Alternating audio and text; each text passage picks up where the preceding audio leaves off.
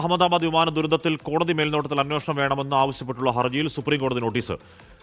അപകടത്തിൽ അന്വേഷണം നടത്തുന്ന ഏജൻസിക്കാണ് സുപ്രീം കോടതി നോട്ടീസ് അയച്ചത്. വിവരങ്ങളുമായി അജീഷ് ജയമാർത്തി. അജീഷ്, സുമീത് സബർവാളിന്റെ പിതാവ് നേരത്തെ ഈ ദുരന്തത്തിന്റെ കുറ്റം അത്രയും തന്റെ മകന്റെ തലയിൽ വെക്കാൻ നോക്കുന്നു, അതുകൊണ്ട് സ്വതന്ത്രാന്വേഷണം വേണം എന്നാവശ്യപ്പെട്ട് കോടതിയെ സമീപിച്ചിരുന്നു.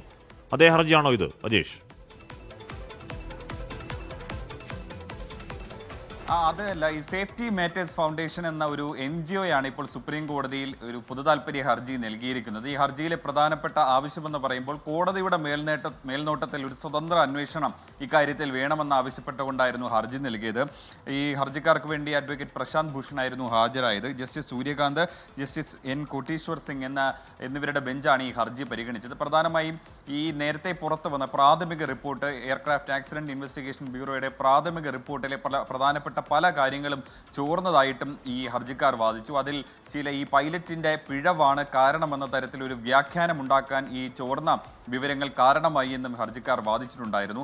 മാത്രമല്ല, ഈ റിപ്പോർട്ട് പുറത്തു വരുന്നതിന് മുന്നേ അമേരിക്കയിലെ ഒരു മാധ്യമം ഈ റിപ്പോർട്ടിന്റെ പ്രധാനപ്പെട്ട ഉള്ളടക്കങ്ങൾ പ്രസിദ്ധീകരിച്ചുവെന്നും അതിൽ ഈ പൈലറ്റിന്റെ പിഴവാണ്, പൈലറ്റിന് ആത്മഹത്യയുടെ ടെൻഡൻസി ഉണ്ടായിരുന്നു, അത് കാരണമാണ് ഇങ്ങനെ ഒരു അപകടം ഉണ്ടായെന്ന തരത്തിലുള്ള ഒരു വ്യാഖ്യാനമുള്ള ഒരു റിപ്പോർട്ടാണ് അമേരിക്കയിൽ ഒരു മാധ്യമം പ്രസിദ്ധീകരിച്ച അടക്കമുള്ള കാര്യങ്ങൾ ഈ ഹർജിക്കാർ വാദിച്ചിരുന്നു. അതുകൊണ്ട് തന്നെ കോടതിയുടെ മേൽനോട്ടത്തിൽ തന്നെ ഒരു അന്വേഷണം വേണമെന്നാണ് പറഞ്ഞിരുന്നത്. നിലവിൽ ഒരു 5 അംഗ കമ്മിറ്റിയാണ് ഈ അന്വേഷിക്കുന്നത്. ഇതിൽ DGCയുടെ 3 അംഗങ്ങളുണ്ട്, എയർക്രാഫ്റ്റ് ആക്സിഡന്റ് ഇൻവെസ്റ്റിഗേഷൻ ബ്യൂറോയുടെ 2 അംഗങ്ങളുണ്ട്.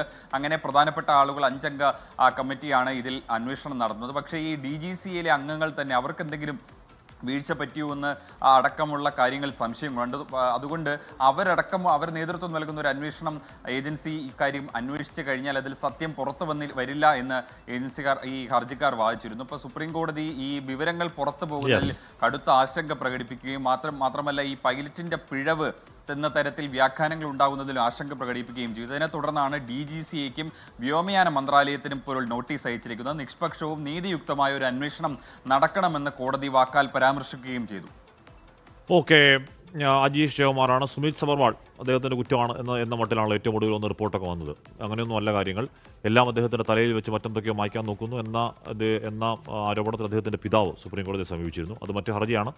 അപ്പോൾ അങ്ങനെ ഇപ്പോഴും ദുരൂഹമായി നിൽക്കുകയാണ്. എന്താണ് റിയൽ കാരണം എന്ന് നമുക്കറിയില്ല.